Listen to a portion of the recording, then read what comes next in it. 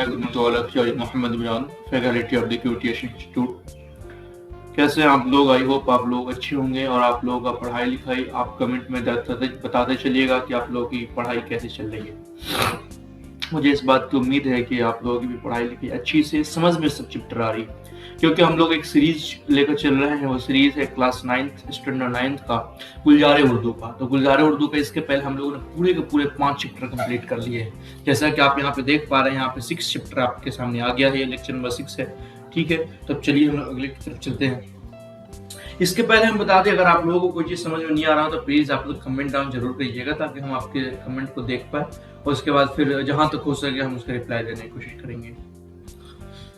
हमारा सबसे पहले आता है मुसन्निफ के बारे में। जिस तरीके से अगर आप अपने बुक को खोलिएगा तो आप देखिएगा कि सबसे पहले आपको अपने जो शायर हैं उनके बारे में पढ़ने के लिए मिलता है। तो आज के जो हमारे शायर हैं उनका नाम फैज अहमद फैज है। फैज अहमद फैज। फैज अहमद फैज की पैदाइश 1911 में होती है और इनकी वफात 1984 में हो जाती है। फैज अहमद नाम फैज तखल्लुस था, यानी कि जो ये वाला फैज अहमद है वो नाम है, ये वाला फैज तखल्लुस है। सियालकोट के एक गांव में पैदा हुए। सियालकोट पड़ता है पाकिस्तान में। सियालकोट के एक गांव में पैदा हुए। इब्तदाई तालीम चर्च मिशन स्कूल सियालकोट से हासिल की।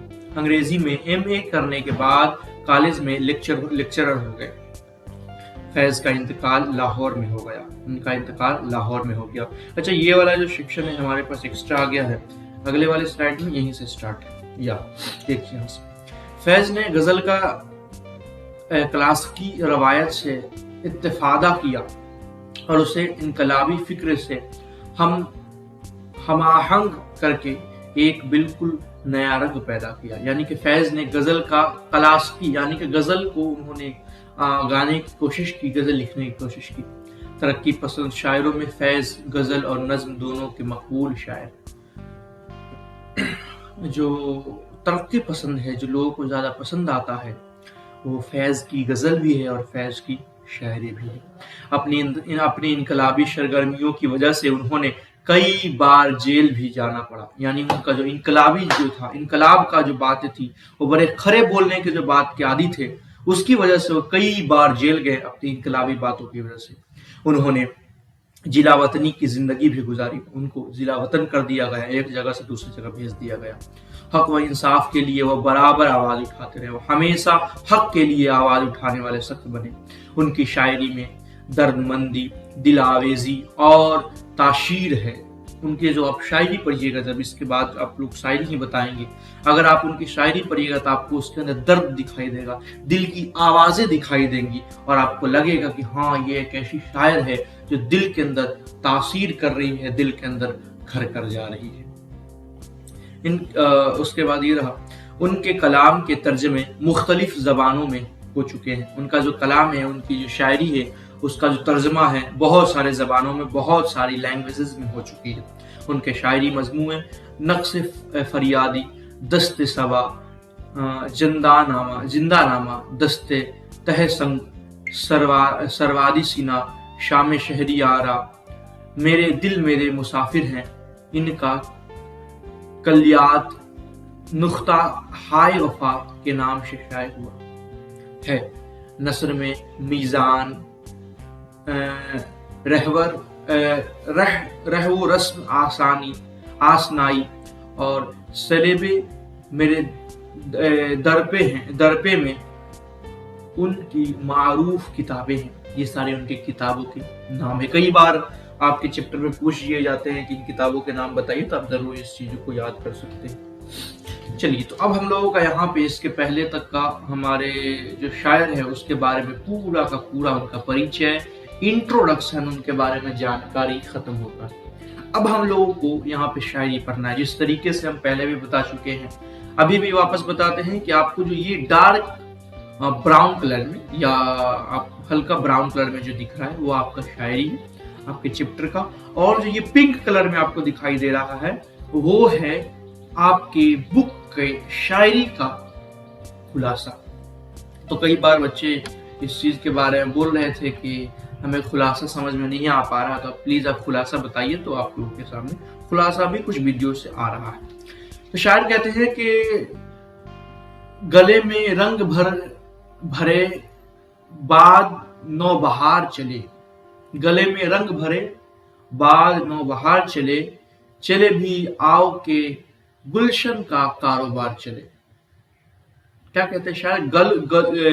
گلوں میں رنگ بھرے بعد نو بہار چلے، چلے بھی آؤ کے گلشن کا کاروبار چلے۔ شاعر کیا کہتے ہیں دیکھیے، یہ شعر فیض احمد فیض کی غزل سے لیا گیا ہے۔ اس میں شاعر اپنے محبوب وطن کی مخاطب کرتے ہوئے، اپنے وطن سے اور اپنے محبوب سے مخاطب یعنی بات کرتے ہوئے کہتے ہیں کہ بہار کا موسم آ چکا ہے، بعد نو بہار یعنی بہار کی آمد کی ہوائیں چل رہی ہیں، تم بھی آ جاؤ کہ تمہارے آنے سے ہی اصل بہار آئے گی، باغ میں پھول کھلیں گے اور باغ مہکیں گے۔ یعنی کہ فیض احمد فیض اپنے محبوب سے مخاطب ہو کہتے ہیں کہ گلوں میں رنگ بھرے بعد نو بہار چلے، چلے بھی آؤ کہ گلشن کا کاروبار چلے۔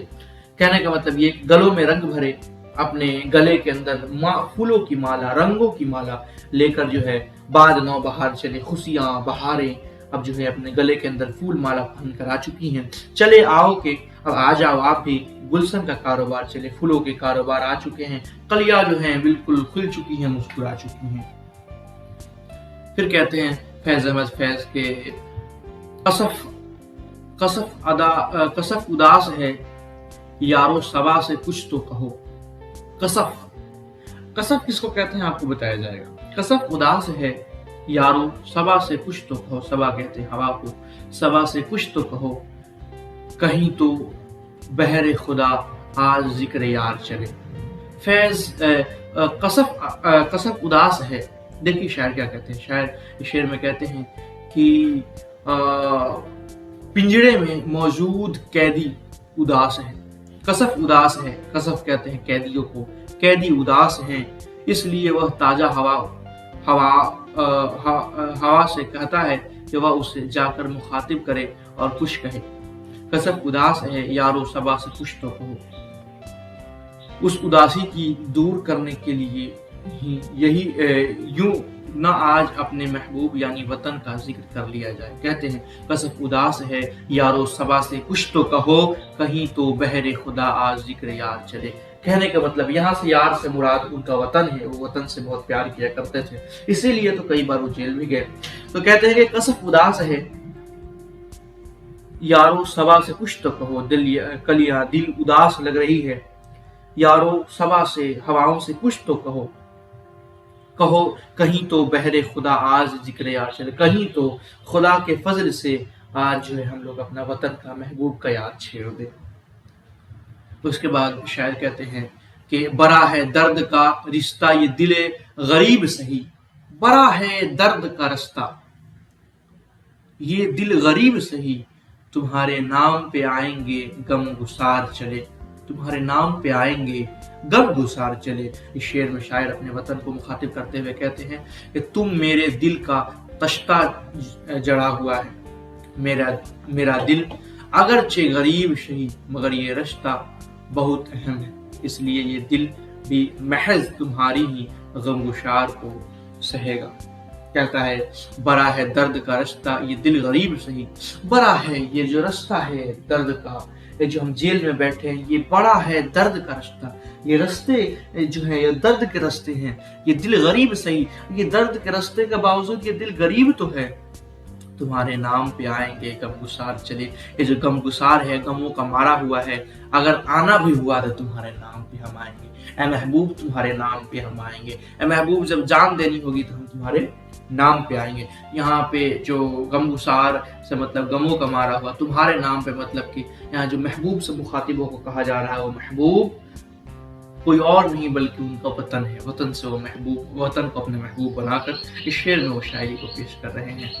کہہ رہے ہیں آگے کہ جو ہم پر گزری سو گزری مگر سب ہجرا، ہمارے اشک تری عاقبت سنوار چلی، جو ہم پہ گزری سو گزری مگر سب ہجرا، ہمارے अश्क तरी आकिब संवार चले। शायर फैज अहमद फैज कहते हैं कि वतन से दूर ही की सूरत में मुझ पर जो तकालीफ गुजरी हैं और उस अजीज वतन से जुदाई में मेरे आंखों से जो अश्क रहा है वही दरअसल मेरा आखिरत को संवारने का सबब है। अगर आखिरत में मरने के बाद अगर कुछ चीज संवारेगी, मुझे बचाएगी, तो वो मेरा वतन से मोहब्बत है। कहते हैं कि जो हम पे गुजरी सो गुजरी मगर सब हजरा, मगर जो हम पे गुजरी सो गुजरी सब, मगर हम पे जो गुजरी है सो गुजरी है, उसका कोई चिंता नहीं। हमारे अश्क तरी आकिब संवार चले। ये जो हमारा अश्क है, हमारा जो आंसी है, हमारा जो आंसू है, वही तरी आकिब यानी कि हमारे आखिरत को संवारते हुए नजर आता हुआ दिखाई देगा। फिर शायर कहते हैं मकाम फैज कोई राह में जचा ही नहीं, मकाम फैज कोई राह में जचा ही नहीं, कोई मुझे पसंद ही नहीं आया। जो कुएं यार से निकले तो सुए दार चले। जो कुएं यार से निकले तो सुए दार चले। बिल्कुल दर्द सा ये शेर। शायर कहते हैं कि ए वतन, तुमसे चाहत के तकाजों के बाद जब निकलेंगे तो तुम्हारे बाद कोई भी ऐसा मकाम ना आए जो दिल या आँख को आया हो।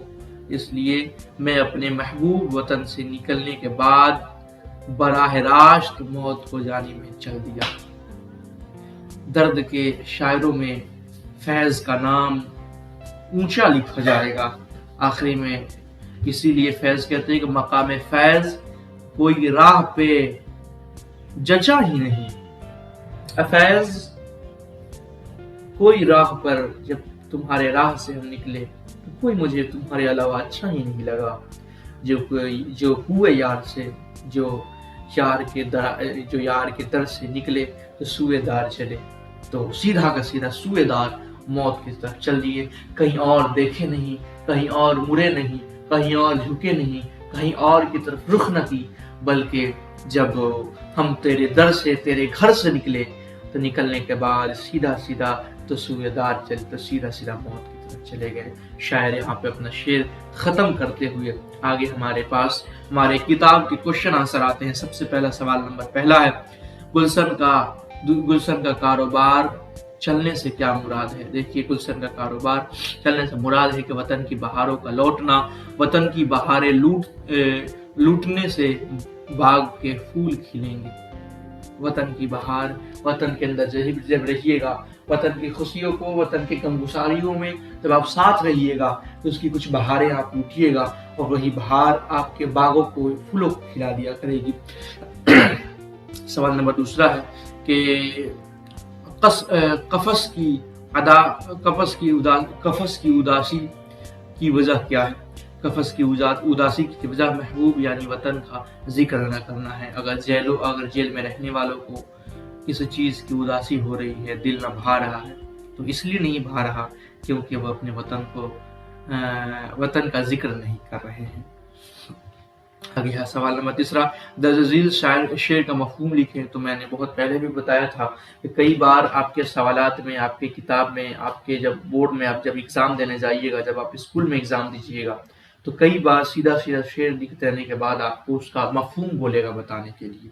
तो अगर आप लोग मफहूम जानते होंगे तो लिख दीजिएगा, वरना फिर आपको पढ़ना होगा। इसीलिए जब हम पढ़ा दें तो उसके बाद कम से कम 1 से 2 बार वापस वीडियो देखिए, उसके बाद खुद से उसकी कोशिश करिए कि मफहूम पढ़ के समझिए। अगर ना समझ में आए तो फिर आप वीडियो से, मेरा मफहूम तो आपको लिखा हुआ है शेर के नीचे, तो आप उससे भी पढ़ सकते हैं। शायर कहता है कि जो हम पे गुजरी सो गुजरी मगर सब हजरा, हमारे अश्क तरी आकिब संवार चले।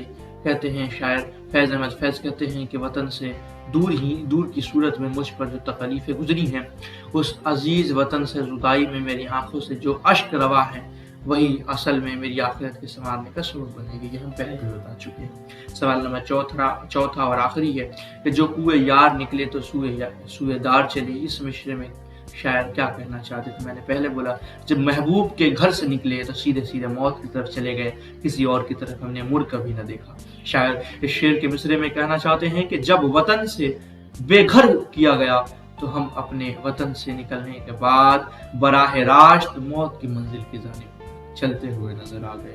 اس کے بعد چلیے، تو اس کے بعد ہمارا یہاں پہ پورا کا پورا چیپٹر کمپلیٹ ہو جاتا ہے۔ امید ہے مجھے آپ لوگوں سے کہ آپ لوگوں نے اسے بھرپور سمجھا ہوگا، اچھے طریقے سے سمجھے ہوں گے، پورے کے پورے سمجھے ہوں گے، تفصیل کے ساتھ آپ نے پورے کے پورے سمجھنے کے ساتھ آپ کوشچن آنسر بھی بنا رہے ہوں گے۔ اور ہم پہلے بھی بول چکے ہیں، آپ جب کوشچن آنسر بنائیے گا تو میرا جو آنسر ہے اس کو ٹپ مت دیجیے گا، کیونکہ وہ کیول ایک اشارہ دینے کے لیے، اگر آپ خود سے لکھیے گا تو آپ کو زیادہ نمبر آئے گا۔ بہت بہت شکریہ آپ لوگوں نے یہاں تک ویڈیو دیکھا۔ چلتے ملتے ہیں اگلے ویڈیو کے ساتھ۔ Thanks for watching this video.